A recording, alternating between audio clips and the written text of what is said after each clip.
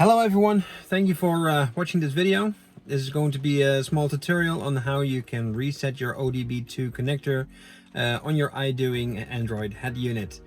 When I got the unit, I noticed that my OBD2 connector wasn't communicating with my ECU, so I started looking into solutions, and yeah, well, they provided me this.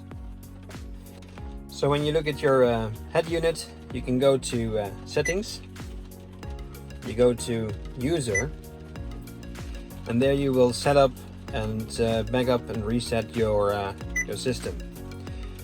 It will ask you for a passcode, which I've noticed is always the same, 3368, and press confirm to go. Alright, it's going to be a little bit scary at first, but trust me, everything will be fine. So you will do erase all data, factory reset. Will warn you that everything will be reset if you proceed, but that's exactly what we want to do.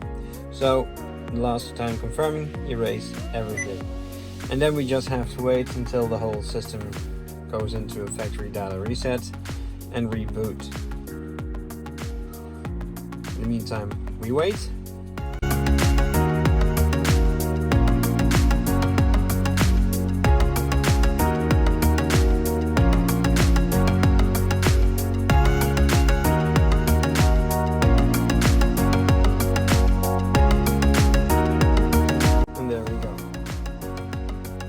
So everything is reset now. So if you already disabled the annoying beep, it's back. Radio stations and everything is gone. But you should be able to get back on track now. So first we go to Bluetooth.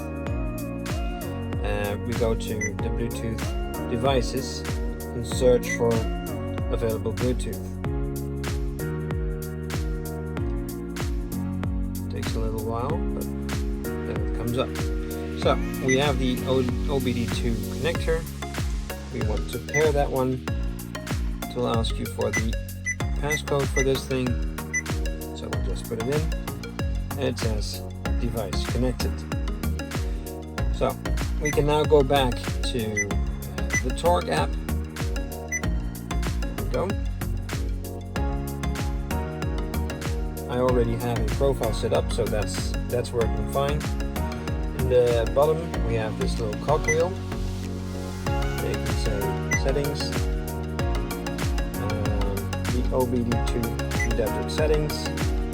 If you haven't done so already, make sure it's set to Bluetooth. And then you can choose the device that you would like to pair it to. So we go back to the Torque and give it a few minutes to actually start running. I'll start my car.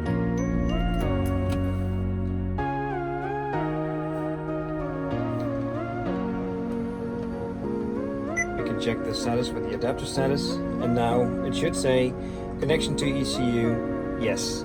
In the previous version it said no, and you would have a little exclamation mark on this end that says it has problems trying to connect. So as it's connecting now, you can also see that yes, indeed, the refs are coming up. And even if you go to all the real-time information, you can see that everything is there. Everything is working as it should. So as you can see, it works. I hope you can use this video to actually get your system working as well. As you can see, it takes a little time, but it's fairly easy to do. Please drop me a comment if you have some questions, or if you feel like I forgot something, or if you want to know anything else. I've been learning this unit for a little while now, and well, maybe I can help you with anything else as well. Thank you very much for watching.